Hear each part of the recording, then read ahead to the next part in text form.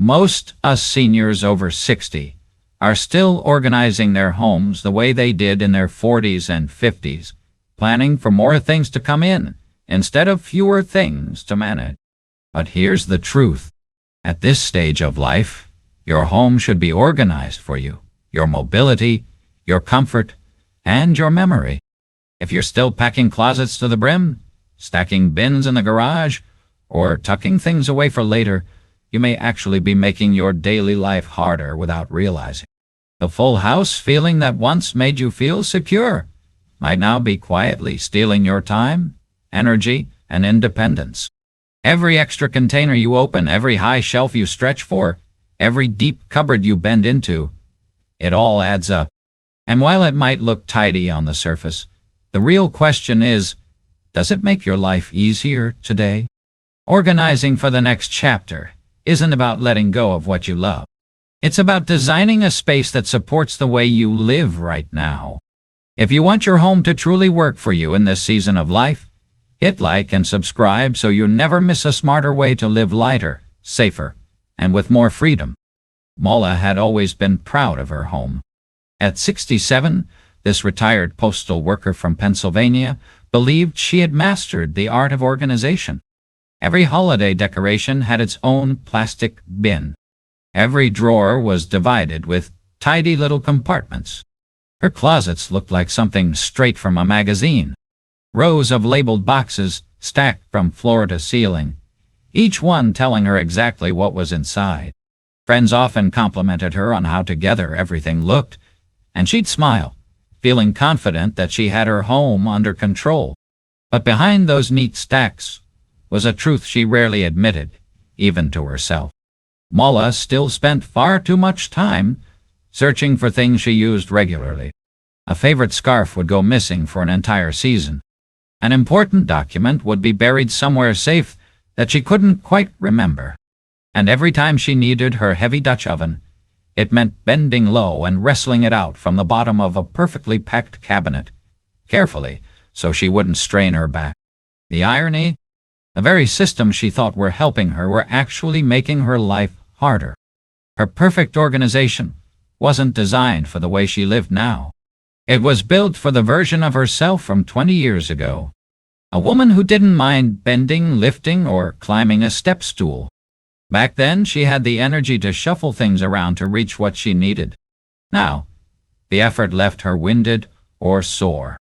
Mola began to notice something else, too. Her organization relied on memory she couldn't always trust. If she didn't remember which bin a certain item was in, or the last time she used it, it could take an entire afternoon of rummaging to find it. And while everything was technically in order, it wasn't the kind of order that made her daily life easier. That was when she realized something important. Organizing isn't just about where things go. It's about whether you can reach, use, and enjoy them without stress. Her home was tidy, but it wasn't working for her anymore. That's when she decided it was time to rethink everything she thought she knew about organization. And what she discovered next is what most seniors never realize until it's too late. Mola's first big realization came when she stood in her basement surrounded by towering stacks of matching plastic bins. Each one was neatly labeled winter scarves, kitchen gadgets, old photos, but she couldn't remember the last time she had opened most of them. What she thought was smart storage had quietly turned into what I call container clutter. It's a common trap, especially for seniors. The moment we feel our belongings are out of control, the instinct is to buy more storage solutions. Pretty baskets for the living room, fabric cubes for the closet, rolling totes for under the bed. And while these organizers promise order, they often just give us permission to keep more than we actually use. For older adults, container clutter can be more than just an inconvenience. It can become a physical hazard. Stacked bins get heavier as the years go by, and lifting them can strain shoulders or backs that don't recover as quickly as they used to. Reaching for the top one might mean standing on a stool, while the bottom bin forces you to bend and twist. Both movements increase the risk of falls or injuries, which are far more serious after 60. The other hidden problem: once something goes into a container, it often slips out of sight and out of mind. You might have 3 perfectly good saucepans, but keep buying new ones because you forgot the others were packed away in a bin labeled Miscellaneous Kitchen. That label doesn't really help you use the item. It just helps you store it. And if you're not using what you're storing, you have to ask, why is it still there? Maya realized she was spending time and money maintaining a system that didn't actually make her life easier. Her basement looked tidy, yes, but the bins weren't solving her problem. They were disguising it. She wasn't organizing her home. She was preserving her clutter in a more presentable way. Be honest. How many plastic bins do you have that you haven't opened in over a year? And more importantly, what would change if they weren't there at all? The better way. Number 1. Organize for reach, not storage. Mola's turning point came when she stumbled across an article from a U.S. Physical Therapy Association warning older adults to rethink how they stored their everyday essentials. The advice was simple, but powerful. Stop organizing for storage space and start organizing for reach. For years, she had arranged her home to fit as much as possible into every cabinet, shelf, and drawer. That meant pushing lesser-used items to the back, stacking heavy things on top of each other, and placing whatever didn't fit into high cabinets or low cupboards. It looked efficient on paper, but in reality, it was forcing her body into positions that weren't just uncomfortable, but risky. Physical therapists consistently warn against storing frequently used items below knee level or above shoulder height once you pass 60. Why? Because bending down repeatedly puts strain on hips, knees, and the lower back, areas that often already carry the wear and tear of a lifetime. Likewise, reaching overhead for heavy or awkward items can put your shoulders and neck in a vulnerable position, increasing the chance of pulled muscles or even falls if balance shifts unexpectedly. Mola began by rethinking her kitchen. Instead of keeping her favorite frying pan in the bottom cabinet where she had to crouch and shift other items to get to it, she moved it to a waist-level drawer. Her coffee mugs, which used to live on the top shelf near the ceiling, came down to a spot just above the counter. She even created a daily use section right at arm's length for things like olive oil, her water glass, and the one pot she used almost every night. The difference was instant. Not only was she cooking with less effort, but she also noticed she wasn't feeling the same end-of-day bakkachi that she used to. Even little habits like putting away groceries became smoother because she no longer had to navigate a complicated game of storage Tetris just to get things in place. This approach works in every room of the house. In the bathroom, Mola placed her toiletries in a small countertop caddy instead of bending under the sink. In the laundry room, she moved detergent to a rolling cart that sat right beside the washer. And in the closet, she relocated her moss-worn shoes from the floor to a mid-level rack where she could slip them on without stooping. When you stop thinking about how to store the most items and instead focus on how to reach the ones you actually use, your home instantly becomes safer, friendlier, and less tiring to live in. And here's the best part. This one change isn't just about safety. The next tip I'll share can actually make your home feel twice as big without buying a single new piece of furniture. The better way, number 2, zone by energy, not room. Most of us have been taught the same organizing rule since childhood. Keep all the kitchen items in the kitchen, all the office supplies in the office, all the bedroom things in the bedroom. It feels logical, but for seniors over 60, this room-based approach can work against you, especially on days when your body's energy isn't cooperating. That's why MLA learned to organize by energy, not by room. Instead of thinking about where an item belongs in the traditional sense, she started grouping things based on how much movement, posture, and energy it takes to use them. On her good days, she still enjoyed moving around her home. But arthritis meant she also had slower days. Mornings where climbing stairs felt like lifting weights, or afternoons when her knees simply didn't want to bend again.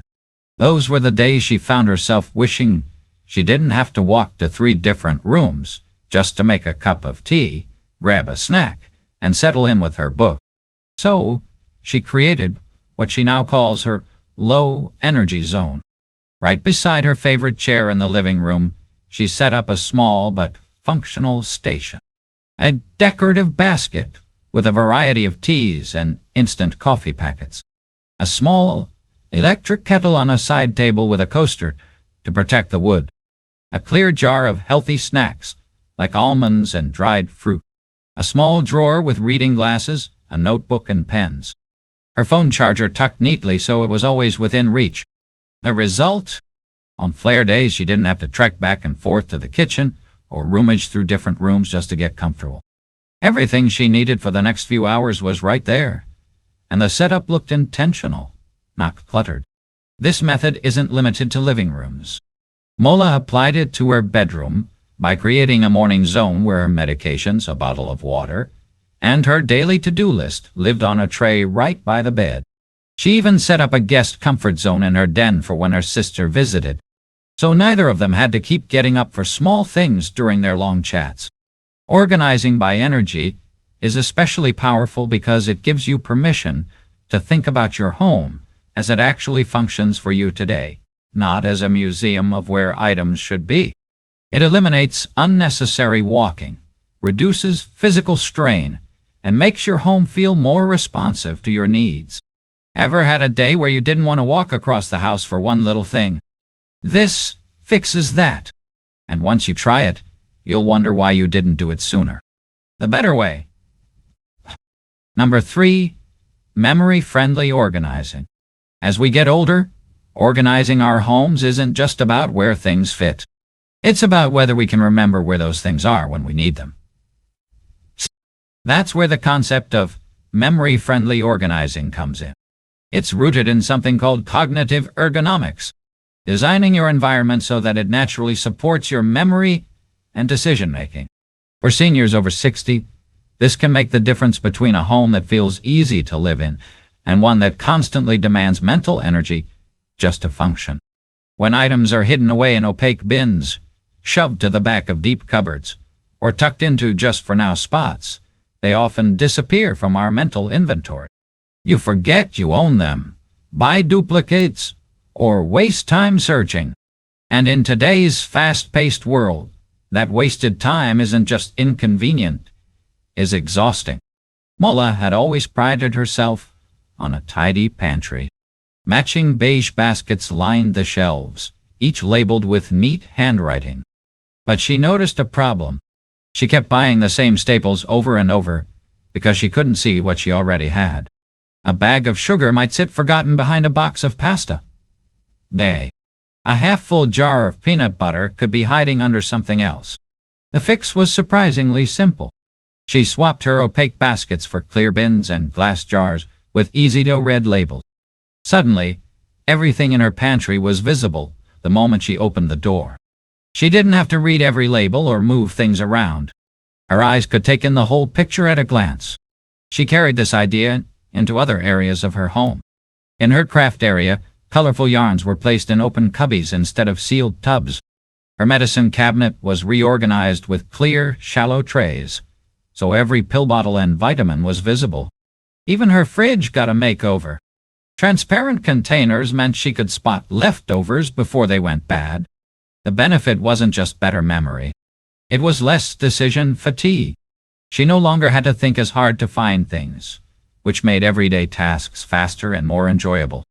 And because she could see what she had, she stopped overspending on duplicates, freeing up both money and storage space. The key takeaway here is that your home should be your memory partner, not your memory test. If you find yourself forgetting what you own until you stumble across it by accident, it's time to make visibility a priority. Memory-friendly organizing isn't about cluttering your home with open shelving everywhere.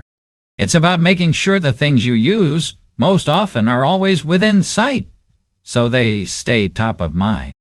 And for Mola, this single shift saved her time, money, and frustration, while making her home feel instantly more functional. The better way. Number 4. The seasonal rotation with a U.S. twist. One of the biggest hidden space wasters in a senior's home is keeping every item for every season out all year long. It's easy to overlook because those coats on the rack, heavy blankets on the couch, and summer sandals by the door become part of the scenery. But if you live in the United States, especially in a state with dramatic seasonal shifts, you're making your home work harder than it should. From Minnesota's long, icy winters to Florida's humid, blazing summers, seasonal living is a reality in many parts of the country. Yet, most seniors never adapt their organization to match the rhythm of the climate. That means half your closet, half your linen storage, and half your garage space is filled with items you won't touch for another 6 months. And every time you go to grab something you do need, you have to dig past the stuff you don't. Mulla's breakthrough came when she realized she could treat her home the same way she once treated her wardrobe when she worked for the Postal Service seasonally. Twice a year, she now performs a seasonal rotation, swapping out everything she won't use until the weather changes. Winter coats, boots, and scarves get cleaned, packed in easy-access rolling bins, and stored in a climate-controlled area. The same goes for her summer items, like dresses, sandals, sun hats once fall arrives. The U.S. twist here is avoiding the common mistake of stashing off-season items in hot attics or damp basements. In parts of the country with extreme temperatures or humidity, storing fabrics and delicate materials in these environments can cause irreversible damage, mold, mildew, and even fabric rot. Instead, Mulla uses a section of her guest room closet for rotation storage. Rolling bins slide in and out easily, so she doesn't have to lift heavy containers over her head or bend deeply to the floor. She also applies seasonal rotation beyond clothing. Her living room gets a refresh, plush winter throws are swapped for lighter cotton ones in spring, and holiday decor is rotated out promptly, instead of lingering well into the next season. Even her pantry shifts with seasonal baking ingredients stored away after the holidays to make room for fresh produce baskets in the summer. The result? Her home feels fresher, lighter, and more in tune with her actual lifestyle. She's no longer overwhelmed by choices she doesn't need to make, and every drawer and closet feels relevant to the current season. This isn't about perfection.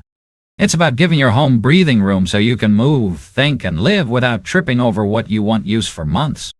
And the best part, every time you bring those items back out, it feels a little like opening a gift to yourself. Only this time, you know exactly where it is and why it matters. The better way. Number 5. Organize by morning flow. Most people think of organization in terms of where things fit in a room. But what if you organized your home around the order in which you live your day? That's the heart of organizing by morning flow. And for seniors over 60, it can be a game changer. The first 90 minutes after you wake up often determine how the rest of your day feels. If those minutes are filled with unnecessary trips back and forth across the house, bending into cupboards or searching for misplaced items, your energy and mood can dip before the day even begins. For older adults, that early morning energy is precious. It's the time when your body is rested, your mind is clearer, and your motivation is naturally higher.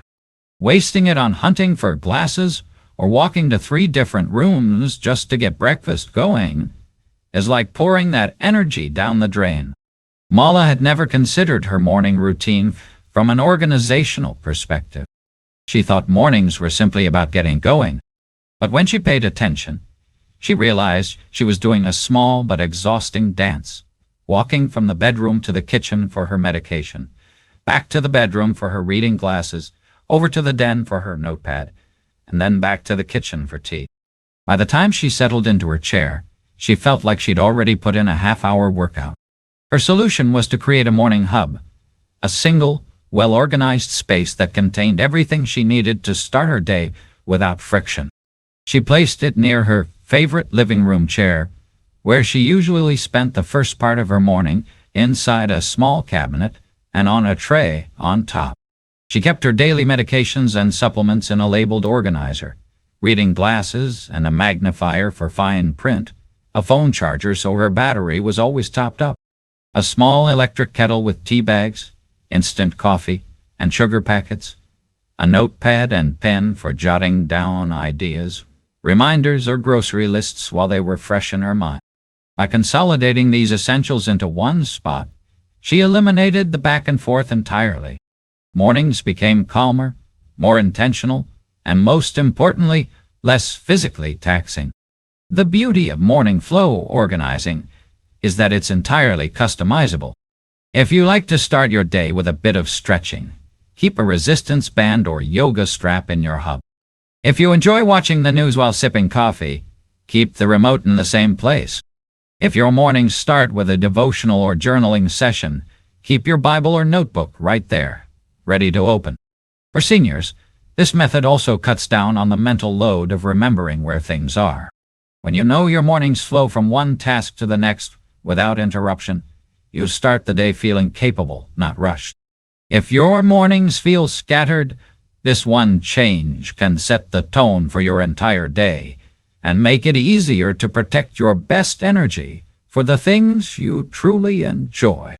When Mola first started rethinking her home, she thought the changes would be small, just a few adjustments to make things a little easier.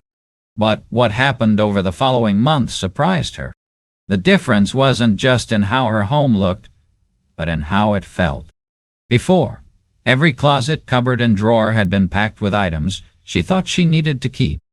Her rooms looked neat, but they were heavy. Heavy with decisions, heavy with hidden work. She had to bend, lift, and reach for things she used every day. Even the act of finding something simple could turn into a chore. It was a home that demanded constant effort to maintain, and she didn't realize how much that was weighing on her until it changed. Now her home feels spacious, not in the sense of having more square footage, but in the sense of breathing room. She no longer organizes for the sake of fitting everything in. She organizes so that the things she truly uses are always easy to reach. Her kitchen counters aren't covered in gadgets, yet she can find what she needs in seconds. Her closets aren't overstuffed, yet every season is accounted for. And perhaps most importantly, she has removed the hidden physical risk. No more stacking bins overhead. No more bending into deep cupboards for daily items. No more step stools in the middle of the night. The real transformation wasn't about creating a perfectly organized home. It was about creating a home that works with her, not against her. A space where she can move without strain, find things without frustration, and start each day without wasting her best energy. Mola says it best. Your home should help you live, not hold you hostage in your own storage system. And that's the truth for every senior over 60. The way you organize your home now will determine how much freedom and independence you can enjoy in the years ahead. If any one of these ideas made you rethink your organizing, hit like, share this with a friend over 60, and subscribe, because your next chapter should be lighter, easier, and entirely yours.